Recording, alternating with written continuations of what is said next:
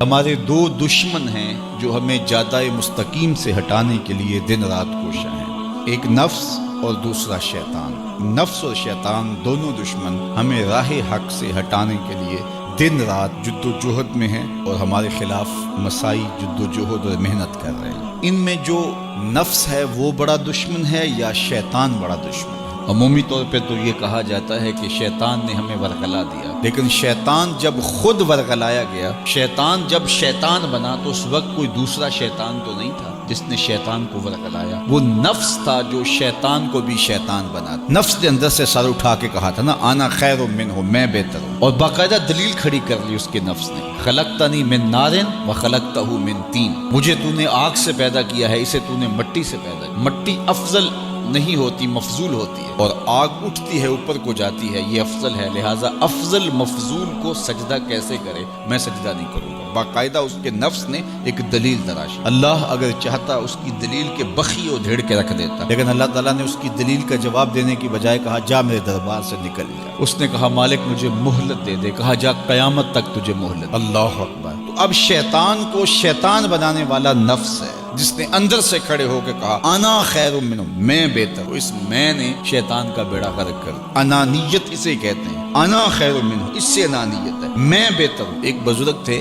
انہوں نے ساری زندگی اپنی زبان پہ لفظ میں نہیں آنے دیا۔ وہ فرماتے تھے یہ وہ لفظ ہے جس نے شیطان کا بیڑا غرق۔ تو وہ اس مفہوم کو ادا بھی کرنا چاہتے تو بالفاظ دیگر کر۔ کسی نے سنا کہ فلاں شخص ہے، اس کی زبان پہ کبھی میں کا لفظ نہیں آیا، تو اس نے کہا لو اس کی زبان پہ یہ لفظ کیوں نہیں آیا، میں جاتا ہوں اور ان کی زبان پہ یہ لفظ آئے ہی آئے۔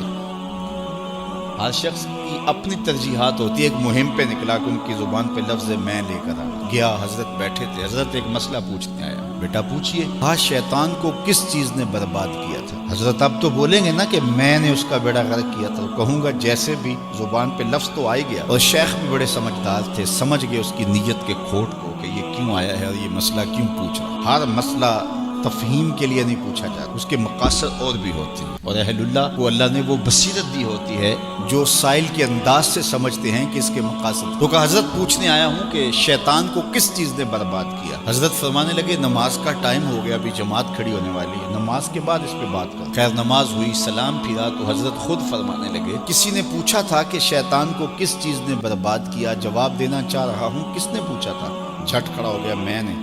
کہا بس اسی نے اس کا بیڑا غرق کر دیا۔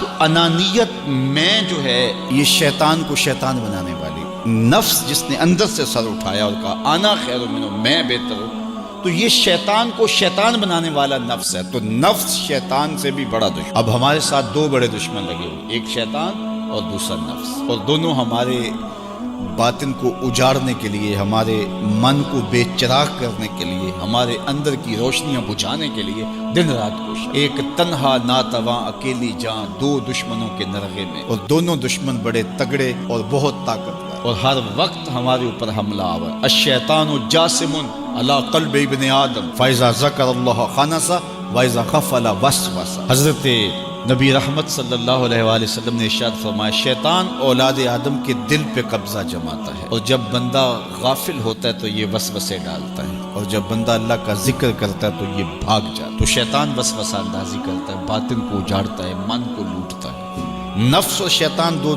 بڑے دشمن تھے جو ہمیں جادہ مستقیم سے بہکانے کے لیے دن